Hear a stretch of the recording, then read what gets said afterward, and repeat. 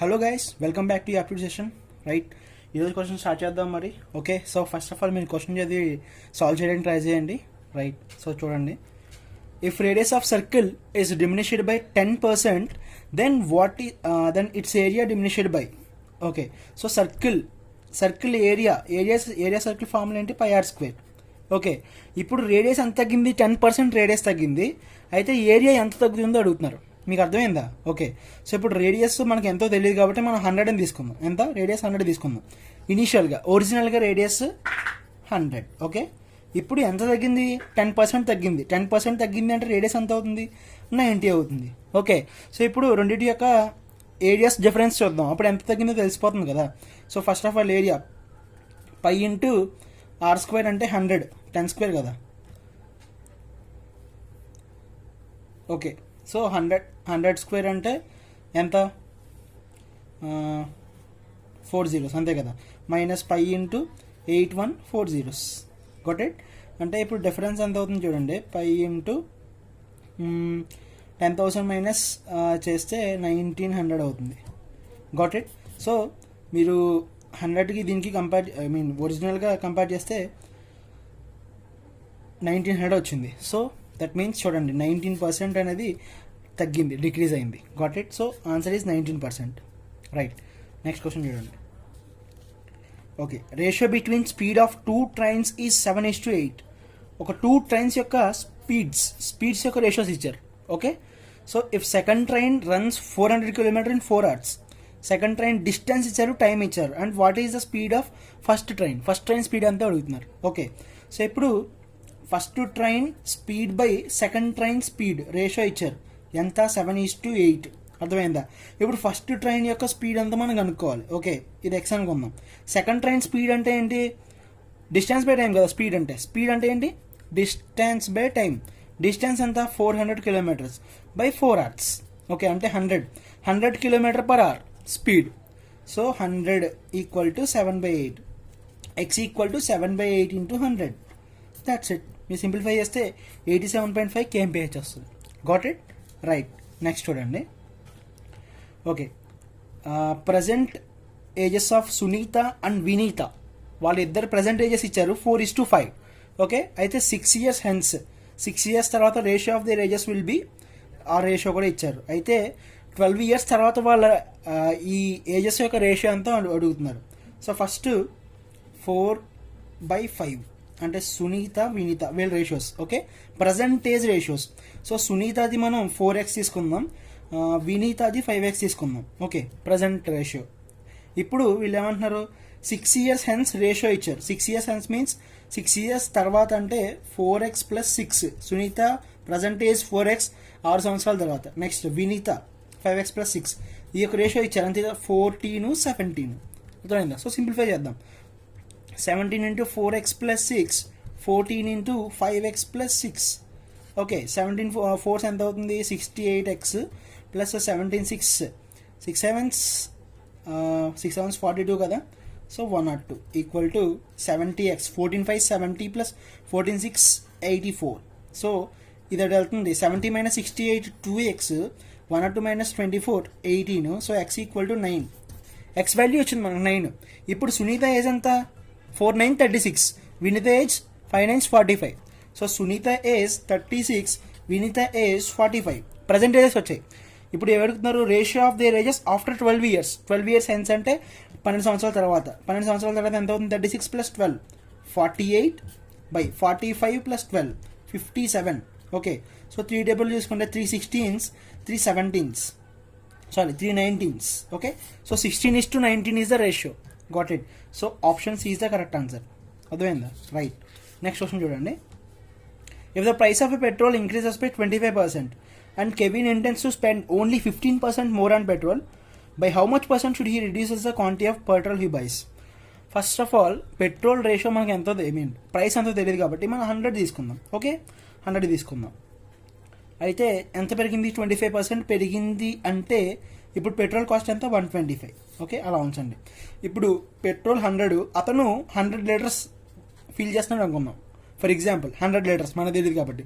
So 100 into 100 10,000 అతని expenditure 10,000 అతను పెడుతున్నాడు ఖర్చు. ఓకే, ఇప్పుడు ఏంటి, spend only 15% more on petrol. ఇతను 10,000 ఖర్చు పెట్టేది ఇప్పుడు ప్రైస్ పెరిగింది కాబట్టి అతను 15% ఎక్కువ మాత్రమే ఖర్చు పెట్టగలడు.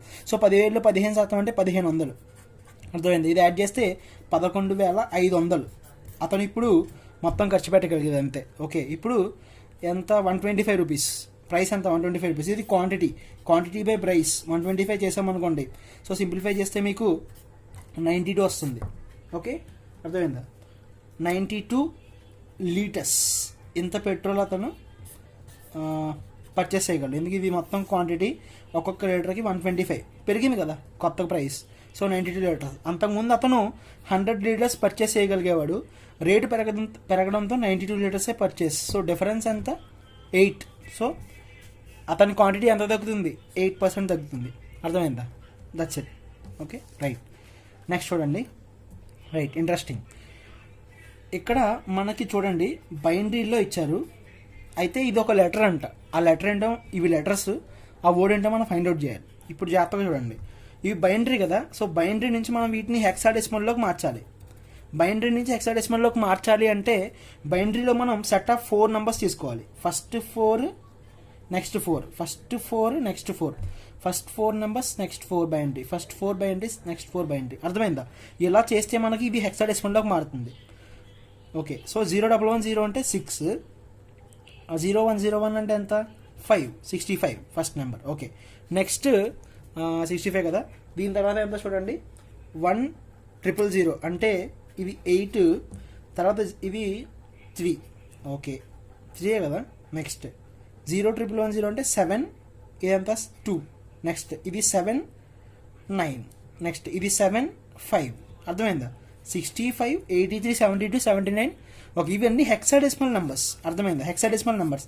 ఇప్పుడు ఇక్కడ అడుగుతున్నారు, ఇది లెటర్ అని మనకి ఇచ్చేసారు ముందే. సో ఇది లెటర్ కాబట్టి 65 అంటే it is the ASCII value for a. అర్థమైందా, ASCII వాల్యూస్ అన్ని హెక్సాడెసిమల్ ఫార్మాట్లో ఉంటాయి. అందుకే నేను బైనరీని హెక్సాడెసిమల్ ఫార్మాట్లోకి మార్చాను. ఓకే, ASCII వాల్యూ ఆఫ్ 65, ఏ యొక్క ASCII వాల్యూ 65. అలా మనం ప్రతిదాన్ని మార్చాలి. 83 అంటే S. ఓకే, ఇది H. 17 అంటే O. 75 అంటే K. అర్థమైందా. సో ఏని బేస్ చేసుకోండి 65, అలా 64, 66, 67, 68, రైట్. అలా వెళ్తే మీకు వర్డ్స్ వస్తుంది. So this word is Ashok. Got it, right. Next చూడండి, if the circumference of circle is 200 units, then what will be the length of arc described by an angle of 20 degrees? So ఇప్పుడు ఒక circle ఉంది, circle యొక్క circumference ఇచ్చారు మొత్తం 200 units వాళ్ళు ఇచ్చేసారు. అయితే what is the length of arc describe by an angle of 20 అంటే సమ్ ఉంది, ఆర్క్ ఉంది లెంత్, ఇది ఆర్క్ ఇక 20 degrees. అయితే 20 degreesతో ఉన్న ఈ ఆర్క్ యొక్క లెంత్, ఈ లెంత్ ఎంత మనం ఫైండ్ అవుట్ చేయాలి. Got it. So circle sectors కాన్సెప్ట్లో మనకు ఒక ఫార్ములా ఉంది. ఏంటంటే length of arc find out చేయడానికి θ/360 degrees into circumference. Got it, this is the formula. So θ ఇక్కడ మనకి యాంగిల్ 20 degrees ఇచ్చారు. సో 20/360 ఇంటూ సర్కంఫరెన్స్ ఇచ్చారు 200.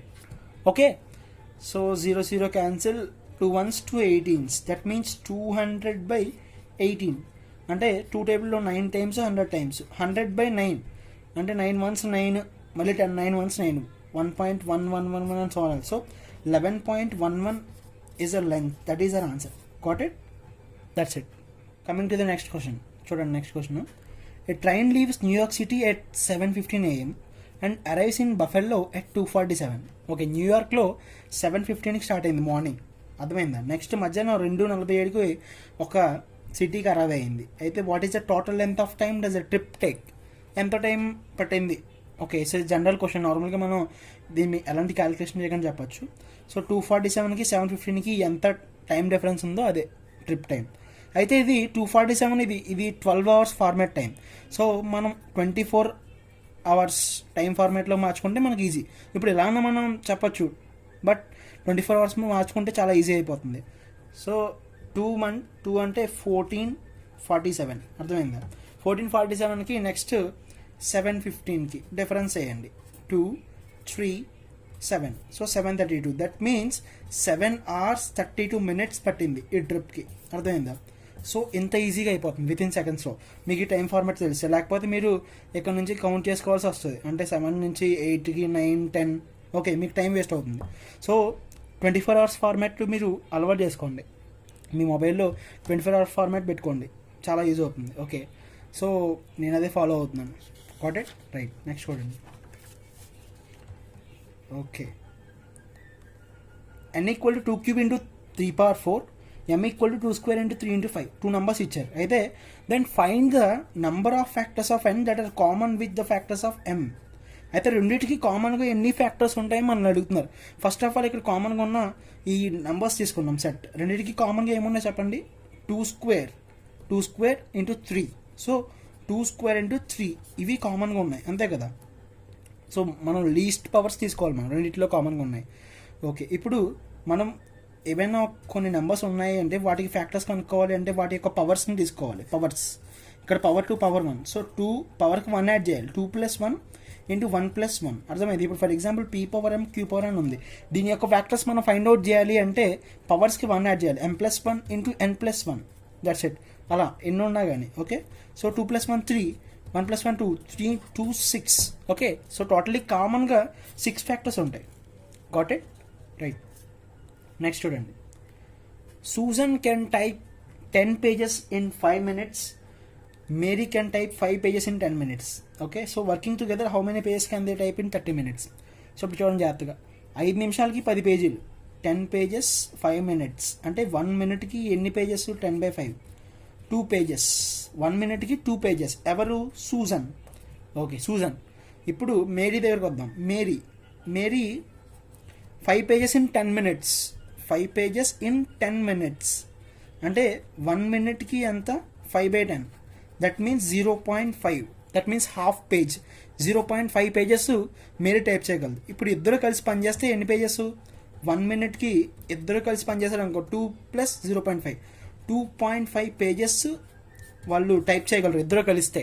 అయితే ఇప్పుడు మనకి 30 minutesకి 30 నిమిషాలకి ఎంతో అడిగారు. So 30 into 2.5, 3 × 25 75. సో 75 pages వాళ్ళు టైప్ చేయగలరు. That is the answer. Got it? Right. Next చూడండి.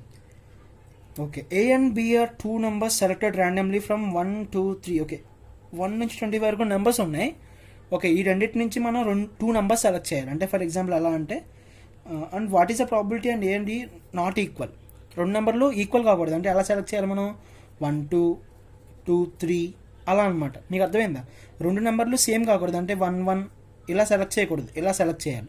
అయితే ప్రాబిలిటీ ఎంత అడుగుతున్నారు. సో జాగ్రత్తగా చూడండి. 1 to 25 కదా. సో టోటల్ అవుట్కమ్స్ ఎన్ని ఉంటాయి మనకి? టోటల్ అవుట్కమ్స్ వచ్చేసి మనకి 25 × 25, 625 ఉంటాయి టోటల్ అవుట్కమ్స్. ఓకే, ఇప్పుడు మనం ఏం సెలెక్ట్ చేయాలి? What is the probability that A and B are not equal. Not equal లేని చేయాలంటే ఈక్వల్ ఉన్నాయి తీసేద్దాం మనం. ఈక్వల్గా ఉన్నాయి ఎన్ని వస్తాయి చూడండి? 1 1 2 2 3 3 అండ్ సో అలా ఎక్కడ దాకా వస్తాయి? 25 25, అంతే కదా. అలా మనకి మొత్తం 25 సెట్స్ వస్తాయి ఈక్వల్గా ఉన్నాయి. సో ఈక్వల్గా లేని రావాలి అంటే ఈక్వల్గా ఉన్నాయి తీసేయాలి అనేది మొత్తం 1 ప్రాబిలిటీ. దానిలోంచి ఈక్వల్గా ఉండే 25 బై టోటల్ అవుట్కమ్ 625. అర్థమైందా? రైట్. సో ఇక్కడ 625 అంటే 25 × 25 కదా. ఒకటి క్యాన్సిల్ చేద్దాం. అంటే 1 - 1/25. సో 25 - 1 అంటే 24/25 is our answer. Got it? So option B is the correct answer. Right, అర్థమైంది అనుకుంటున్నాను. Got it? మీకు ఏమైనా డౌట్స్ ఉంటే కనుక కామెంట్లో మెన్షన్ చేయండి. అలానే కాన్సెప్ట్ కావాలన్నా సరే మీరు కామెంట్లో పెడితే then I will explain. Got it? Thanks for watching. Bye bye.